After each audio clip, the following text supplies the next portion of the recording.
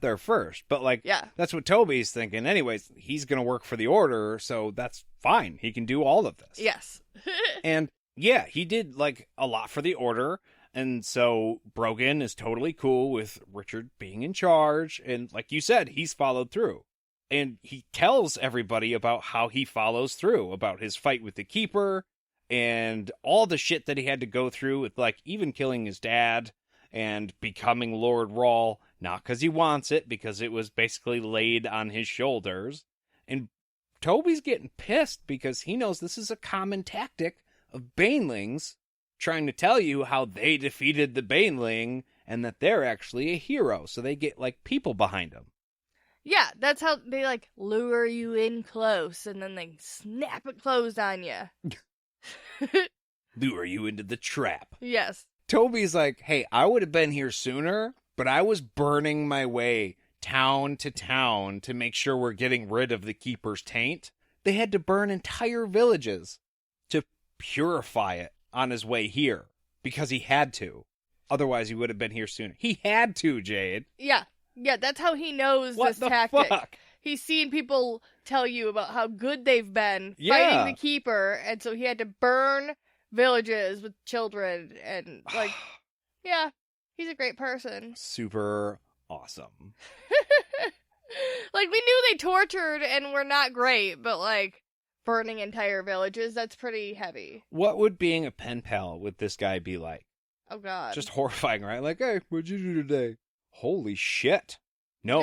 No. Fuck, I gave that guy my address.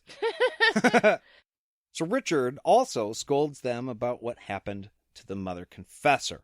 This one, like, hits home for Richard, obviously. None of what they're doing is good, but this is, like, the worst. As far as all of these people know, she was killed.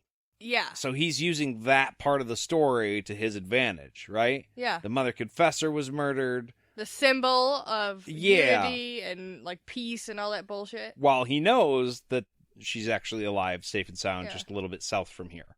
And he tells them, look, I executed the council that killed her, that had her beheaded. Yeah. I did that because I'm also the Seeker on top of Lord Rawl. It's compounded. I'm double magic, bitches. Yeah. Yeah. I could have killed them just like an asshole as Lord Rawl, but that wasn't the hat I was wearing that day. I was wearing my Seeker hat. My Seeker hat. I had the authority to go ahead and do that, so it's fine. Seeker hat. I Yeah. like that. Ooh, gotta switch them out here. Yeah. All right, General, here's what you do now. This would be a murder hat, so I'm going to take it off, and I'm going to put on my righteous anger hat, and now it's justified. That one's bright red, like the Mord Sith's leather. Yeah. That's how you know. Is Richard wearing his red hat? Oh, fuck, it's going to be a rough day. So then he explains what's going to happen next. The Midlands is no more. Ooh. That just happened. There's no council to talk about this. You don't get a say. It's done 30 seconds ago. The balls of this man. Yeah, massive. He has to limp. Seriously. So from now on, the lands are all on their own, and he's there to dictate their terms of surrender. A lot of trigger words here. Yeah. A lot of worrisome language. Yeah. Like, hey, now that I'm in power, surrender, dictate. Oh, no. Yeah. Yeah, it sounded like we were just having a conversation about, like, different, maybe theological viewpoints at the beginning. Like, Yeah. Maybe you just have a different view on the world. That's cool. And then all of a sudden we got here. Shit escalated really quick. Also want to point out, Toby's fine with all of this. He's like, yeah, okay, yeah. Surrender. We have a new dictator. Yay. This is how it's supposed to go, duh. We're just getting his, like, view. He doesn't really have a whole lot of, like, thoughts while this is going on. Nope. About, like, oh shit, that's terrible. Yeah, or, this whole fuck chapter this guy. is written kind of from his viewpoint. Yeah. And you're absolutely right. His brain, quote unquote, goes a little quiet while all this stuff is going down because he's totally fine with it. That's the way I took it as. Yeah. He's like, no notes. As you are. Well, I guess, I mean, he's in with the Order, but maybe he doesn't give as much of a shit, because, like, his ultimate goal, we know, is going after the Mother Confessor, who he Right. believes is still alive. So maybe he just really doesn't give a shit what's going on here any more than he would maybe be interested. Like, okay.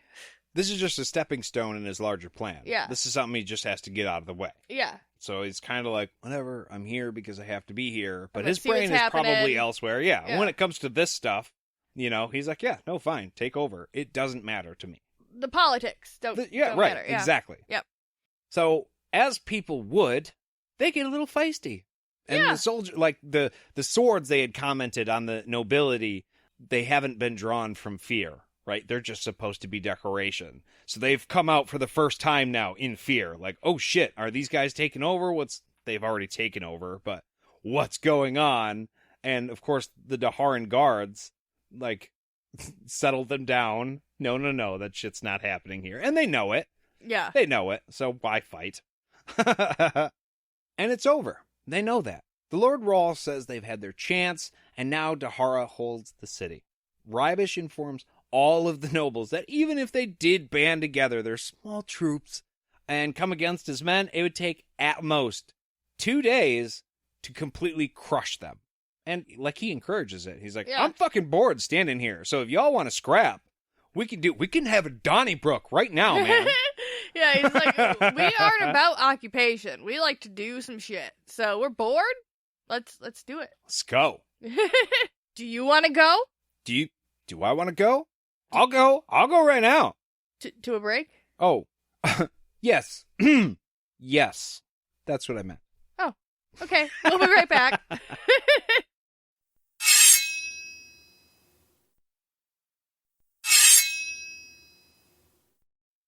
And we're back. So at this point, Rawl has heard enough of the people in the crowd shouting back at him. Their complaints. Yeah, he's done with it. He does not give a shit what they have to say until they surrender. So that's it. The conversation is done. The Order wants to rule all the world, but they have lost D'hara and Aidendrill because they are both his. Which lets Toby know that he was dead wrong about what he assumed about Richard. Yeah. I mean, I'm sure he had a clue a little bit before this, but when he says this, it's like, no, dude, you're 100% wrong. He is the enemy, for sure. Yeah, lines are drawn now. So, the lands of the former Midlands have two choices, according to the Lord Rawl. They can choose between being ruled cruelly and oppressed by the Order, living bleak lives where the only magic that exists is there to dominate them, or they can be ruled fairly by D'hara in Utopia with a say in laws and rights to their shit. Magic and freedom will exist, fairies will float around, and it'll be magical all the time. It did kind of seem like a Disneyland speech a little bit. Like, I know what he's saying is good. I know. But he's like, don't you want your children to live in a world with magic? Like, yeah, who doesn't want that? To us, in like the real world, Yeah. This sounds amazing. Of course we want to do that. Who the fuck wouldn't want to do that? Yeah, and like oppressing people sucks and isn't cool, and freedom is awesome. So, I mean, it seems pretty clear which one you should pick. Yeah. The trade-off, though, to having freedom is losing sovereignty. They will have no standing armies of their own, only one under the banner of D'hara. I like how the trade-off to having freedom is losing sovereignty. So, like, the trade-off to be free is that you're not going to be free. That in a was sense. kind of the... That's not what it means. I know that, yeah, but... No, I had yeah. the same initial gut reaction to that line specifically. Right. I was like, what? But, I mean, that's kind of how... That's kind of how it is. Yeah, I mean, in essence. He does go into it in a little bit here about the actual rules. But, like, there are people in charge. You can't break the laws that society has in place. That's what it is. You're adherent to those, whether you want to be or not. Because if you break them, then you just, like, end up in prison, you know? Like here. Exactly. Like how it is here. Right. You can do whatever you want, but you can't do whatever you want. And your people, like, we don't all have our own armies in each state. Right. We all send people to the big one. Okay, state-wise, we have, like, militias and stuff. Yeah. We can organize those, and that was, like, what people were talking about in the Constitution and stuff like that. We are allowed that, but we don't have, like, the Michigan Army. Yeah. And I feel like it'd be the same way. Like, you could probably organize, Right. like, have a standing group of people. Maybe not standing. The Army is But- like a federal thing. Everybody Right. joins the big one. Right. And they maybe can't have a group of armed men hanging out, but they could have a plan in case they get attacked to have people grab arms Right. and defend them. That's not against the rules. Stationed federally all over the country. Right. Yes. Okay. I got you. Everyone has to pay tribute for these common defenses, and all are going to bear it equally. Not one city is going to have to pay more than the others because the others aren't having to deal with it. Like, the outliers are going to pay the same as the big cities. Don't like it, you can fucking leave. Nothing gained without cost is valued. And here too, I like that if you don't like it, you can leave. There, it doesn't say it, but a lot of people are like, "You're free to leave," and it's like, no, actually, that costs money too. But yeah, so his plan is the only thing taxes are going to be used for is basically the army. That's the only thing we're paying for. It's the common defense of the country, so everybody here has use of that. So everybody here should pay for that.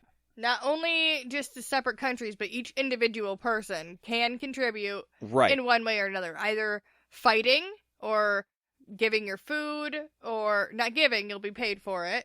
Or Right. You can provide for the army if you need to, and you'll be paid for your services. But everyone also has to pay taxes. Like, But you'll pay taxes, yes. right. Yes. Which is not a bad thing. But I also think that just saying the army is the only thing that everything is going for is a little narrow viewed. Like, for this talk with these people right now with the plan that he's putting in place, it makes perfect sense that the only thing he's really bringing up right now is the army. I think if you're running a country, there are other elements that need to be considered. Yeah. But yeah, for right now, this is the most important thing. Yeah. Because everybody's got forces here, so they need to figure out how the fucking army needs to work right now. So we don't all get conquered. So Exactly. Let's deal with that.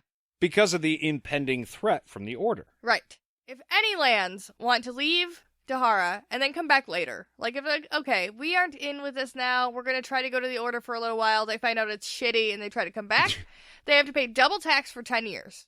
Anyone who does not surrender will be blockaded and cut off from trade. So you can say right now, we're just not going to take a side. We're just going to go home and squat and hang out, and we're just going to cut you off. We're going to make it torture until we can conquer you, because if we don't, the Order will. So I have no Right. choice but to take your cities as soon as I can if you refuse to surrender right now. That means right now. He's like, fucking, Richard made plans, man. Yeah, he's ready to go. I can't even imagine how he came up with this big fucking plan. I mean, you could tell that he put some thought into it, because he's thrown around things like 10 years, 30 years. This is what it is. If they decide to join the Order and then forces Richard to retake them over, use the resources that he has at his disposal now to regain territory that's already his, that's why it's going to piss him off. Yeah. Then they pay triple taxes for 30 years. Yeah. He's like, yes, he's put so much thought into this. If you resist a little bit, you're going to get taxed, more, but for 10 years. But if you go full on other side and make me do some bullshit to get you back in line, you're going to be punished for it monetarily, and your lives will suck. Yeah, your people are going to suffer, but only for 30 years, because he doesn't think future generations deserve to bear the weight of these Which I people's get. decisions. Yeah, but I also thought they kind of would, because the trickle-down effect would be there from, like, being descended from a poorer generation. Yeah, if you come from poorer parents, you will most likely be poor. Obviously, there are unicorns everywhere, right? You can find where that changes. But, yeah, typically, if the generations before you are poor and have less resources, then you will. It may not be exponential, but this is what I was going to say. For these rich people, this is huge. This is a monetary hit. For poor people, this would be devastating. Well, and just like your land's infrastructure, too. Like, you have to go that long without having as much money to take care of the city. All the shit around. you need, yeah. We're going to turn your town or country, your whole country is going to turn into a slum. Yeah. Yeah. Because of this. Eventually you might be able to get out of it, but it's going to